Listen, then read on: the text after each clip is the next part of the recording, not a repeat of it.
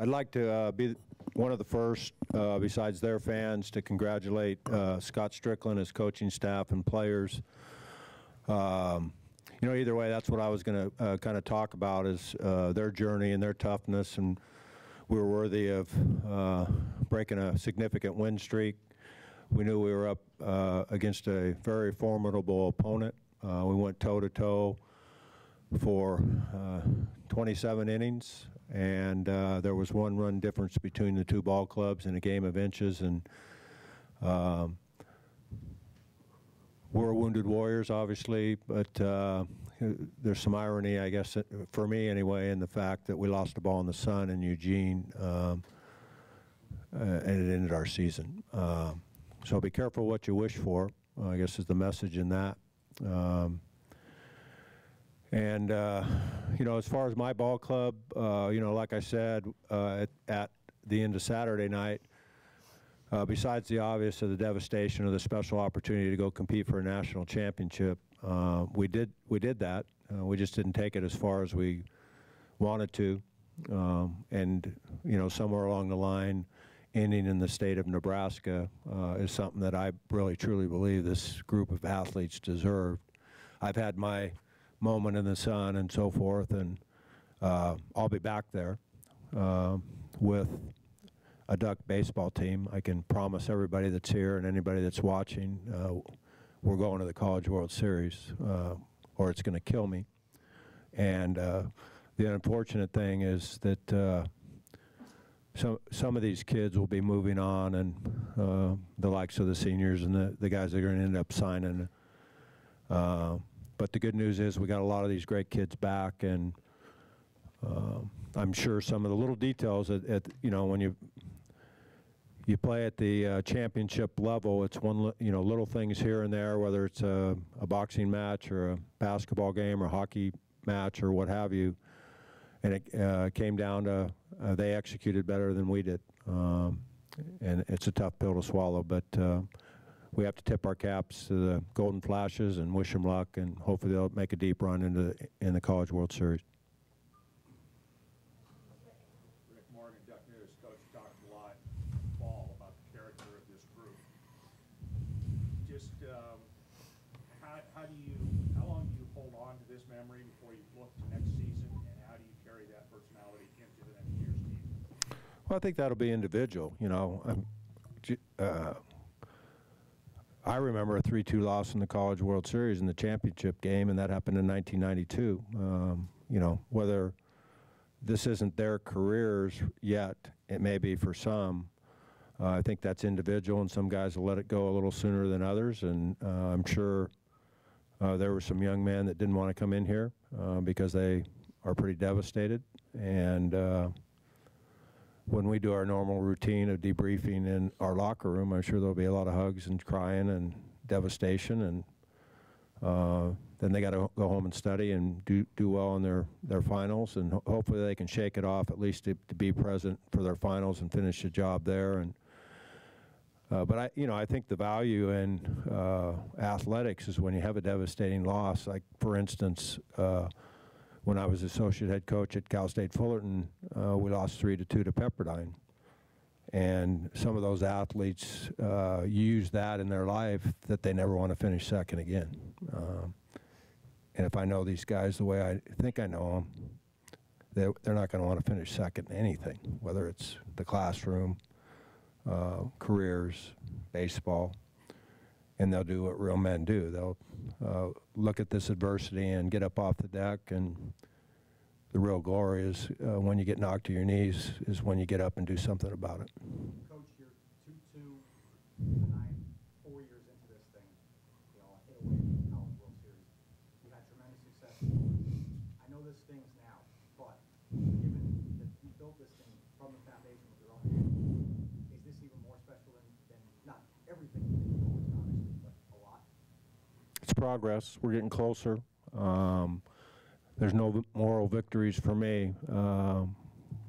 We're devastated. And am I proud of them? Absolutely. The stuff that these guys had to overcome, and you know, the injuries and different people, and the comebacks, the one-run victories. You know, really the one-run victories was the real silver lining to the 2012 season, and again, some irony to the fact that we lost 2 one-run games here in the Super Regional. But am I satisfied? No. Are any of the guys in a Duck uniform, whether it's my staff, my managers, my administration? Absolutely not. That'll get us more poised and ready to do all the sacrifice things again. I can't wait until September 6th or 7th or whatever time we get going again, and it can't come soon enough for me.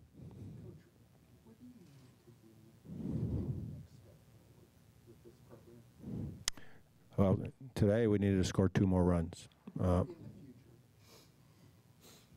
I don't know. I think this group came as close as any group I've ever been around to doing everything they could. And baseball's a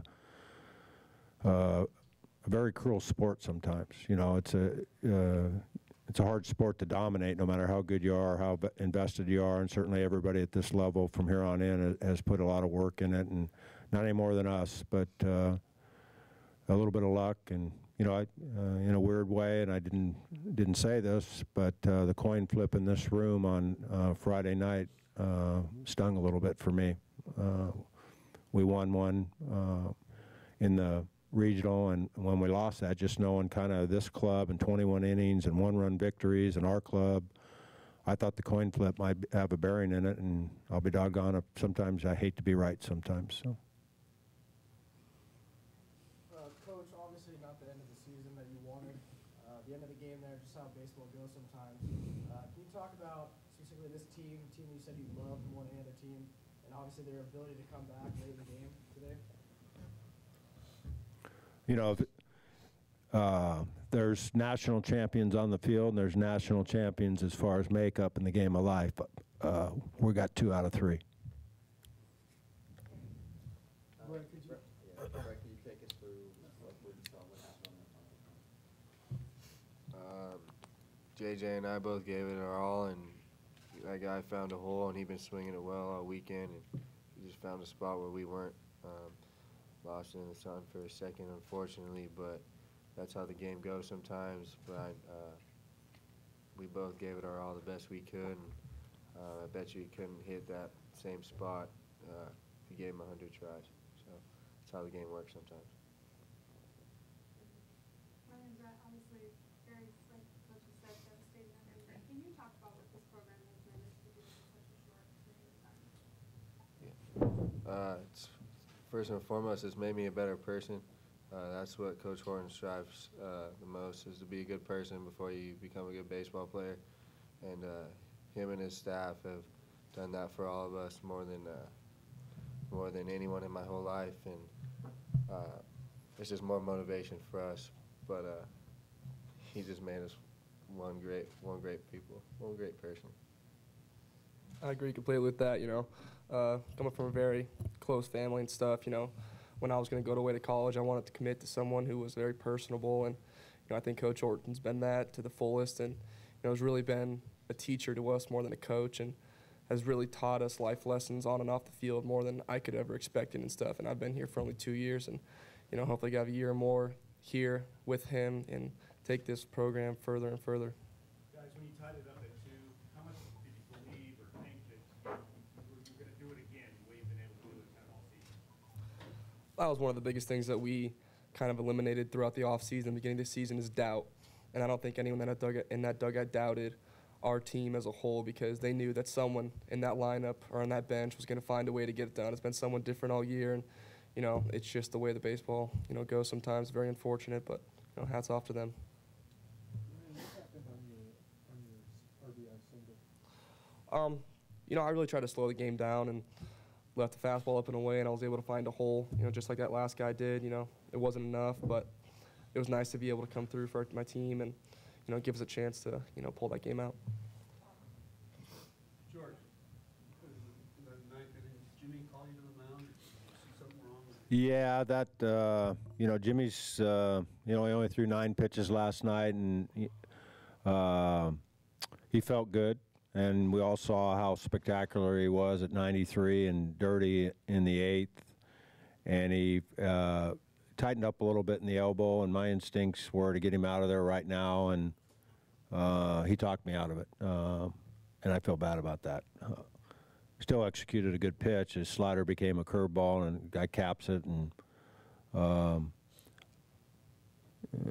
you know, we probably fired our bullets a little too soon. You know, the quick hook on Jeff Gold, I'm sure he didn't want to come out of the game, but he wasn't missing many barrels, and I didn't think it was a very good matchup against this team when I woke up in the morning. And, you know, we could have handled a couple things a little better defensively to help him, but I didn't want to leave any bullets in the chamber. You know, Tommy felt like he felt good.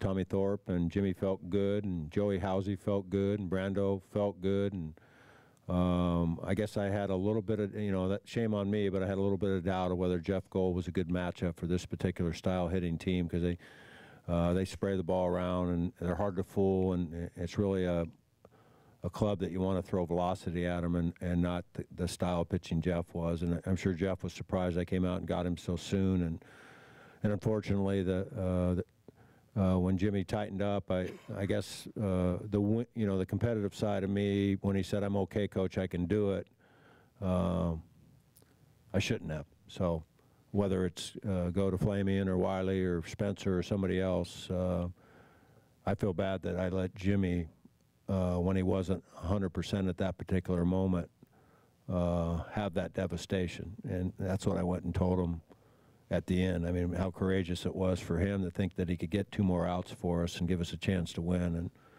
I need to be the professional and get the emotions out of it. But I think, you know, for all of our sake, he did talk me into it. Brett, at what point did you actually pick up the ball, or did you project it based off the ability's trajectory? Did you ever see it yesterday at KVAL?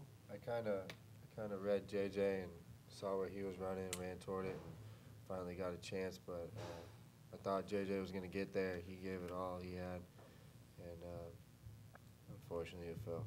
When it fell, you guys were on the ground, and you were watching Todd Vine around the bases. Can you describe what was going through your mind when you set in? Unreal. I know we work so hard for this, but that team, Kent State, they deserve it. They're a quality ball club, and I'm going to be rooting for them in the College World Series, that's for sure.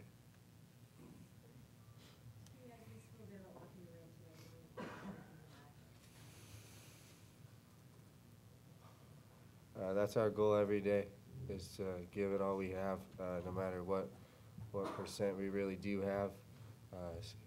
100 of your 60% or whatever it is. I can hold my head high knowing that I gave it my all, and I know Ryan can, Coach can, we all can, and we should.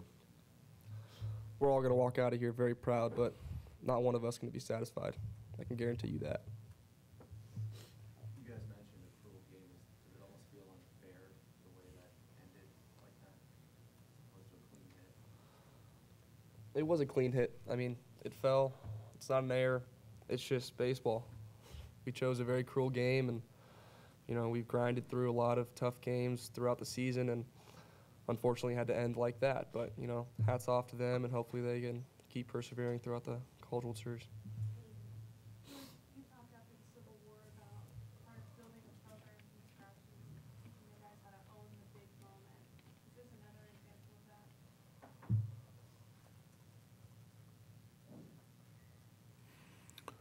Yeah, you know, more driven, more determined, more sacrifices. You know, like these guys said, when you got a group that essentially almost every day I was around them, probably less than a dozen times, which is a miracle when you're talking about 18 to 22-year-old kids, that they weren't just spot on. So, you know, from September 6th to June 11th, and you have less than 12 crummy days, I can look around this room and challenge you or any of you, and you're all good people, but that's a pretty good batting average there. But the taste in their mouth, the fact that you get up off the deck, and you know, if you can cut the crummy days in half, I've said this publicly before. We lift weights at 6:20. They're 18 to 22-year-olds. Sometimes they stay up late at night, I would imagine. And we had one kid out of 35 guys that was 5 minutes late one time. I think that describes what I'm talking about. Coach, when this all began in Hawaii, when you looked at this team, did you see 46 wins later and it would be on the edge of Omaha? I mean, do you know what you're looking at when you see it, you know, a season opening series? Is it possible? Did they surprise you? They shocked me. You know, on paper, you break it down. Like I said last night or the night before, if you take the 16 teams and you break down, you know, some of these sophomores and freshmen are going to get drafted pretty high, and they're tremendous baseball players. And that doesn't mean the draft class guys are not good baseball players because they didn't get drafted. I thought I was a decent baseball player, and I didn't get drafted. Luckily, I didn't get drafted in the Army as well, thanks to Mr. Nixon. But you know, along with just the personnel that we lost, the kids that we had season-ending injuries from that were a big cog in our plans, and how other Ducks stepped into those roles, and then within the season, guys going down, and the likes of Kevin Shepard and other tremendous stories. When the emotions of the devastation go away and I take a step back, and equally as important to me is what these both guys said about myself and my staff. But I'll tell you, they probably needed more development as baseball players than they did as human beings. You know, they gave me some credit.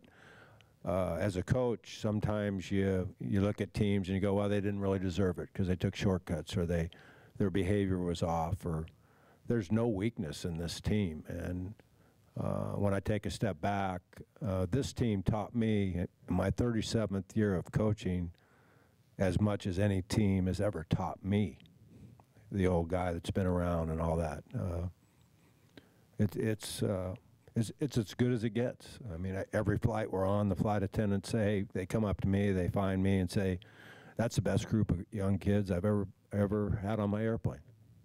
And I didn't, you know, it was unsolicited, and they say please and thank you and treat people the right way, and they behave themselves. And you know how many problems we had in hotels on the road? Zero. And almost every year you can talk to any coach, and maybe it's not a public knowledge, but if they're honest with you, you're going to have incidents. And we had 0 incidents. What did the win by Kent State and Stony Brook kind of say about college baseball from your experience and where it's been? Well, it's kind of cool, you know. Stony Brook, Coach Strickland, I know there were some rumors floating around. I don't know much about him. I don't tweet and all that stuff. And I did read your tweet, though. Thank you.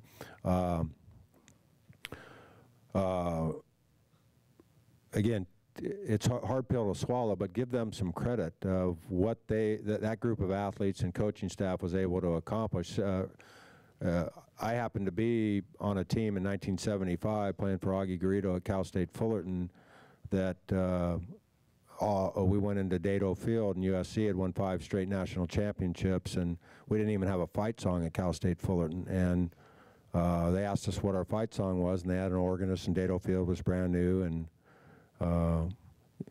so USC, you know, 5 straight national championships, and Dado, and the whole 9 yards. And so on top of that, because of our location in Fullerton, when we took the field for infield, they played It's a Small World after all, because I was the biggest guy in the infield at 5'9". So that spurred us to upset them and go to the College World Series. We were 2 in Q and played back-to-back days and smelled our jet fumes on the way back. But guess what? Look what happened after that from 1975 in that particular program. And my vision when I was hired and given this opportunity to be the head coach at the University of Oregon, I'm not going to win as many games as Coach Garrido. There's no way I'm going to coach that long. But if I can create the same kind of tradition and legacy here at the University of Oregon, and then pass the baton to another young coach or whatever, life will be good for me.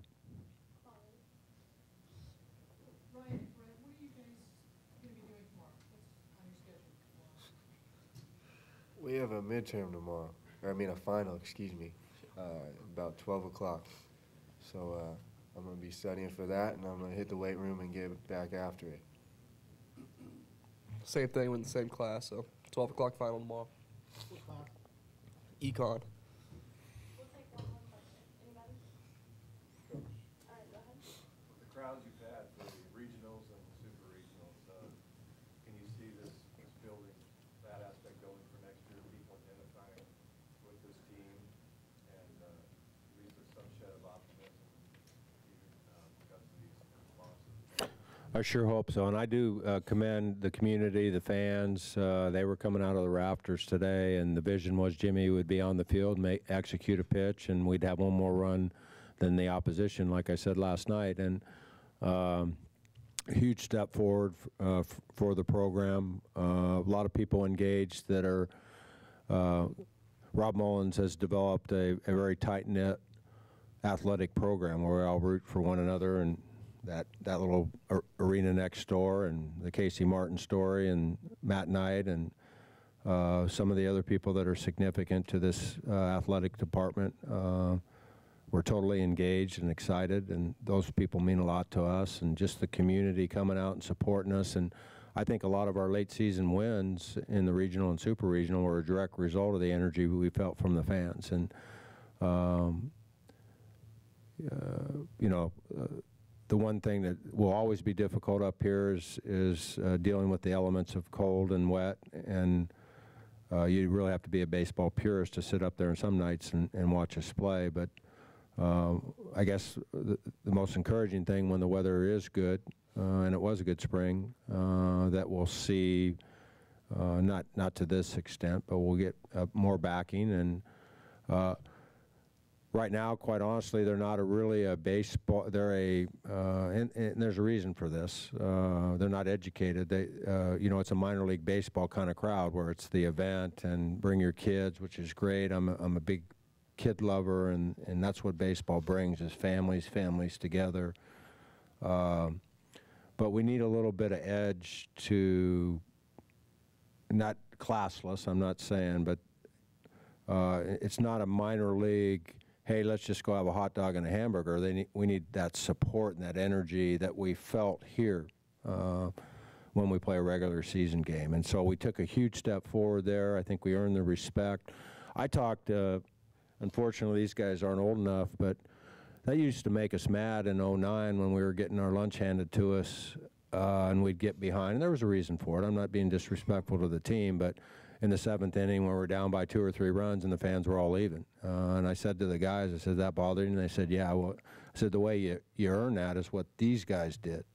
I didn't see many fans leaving this year because it didn't matter what the score was. They knew my staff, my athletes were never going to quit, and we were going to make a run at it. And that's what I had where I used to coach. And so it was a more educated college baseball fan base, and they believed that no matter what the score, until that last nail was in the coffin, we were going to come back. And that's what let's go back to the coin flip. If we were home team, we might still be playing, or maybe we would have won that game, in my opinion. Unfortunately, we didn't get another crack at it. Thanks all of you for all your support and help and coverage, and we'll be back. And we truly respect what you do and the effort, and you're part of our family too. So thanks for the help.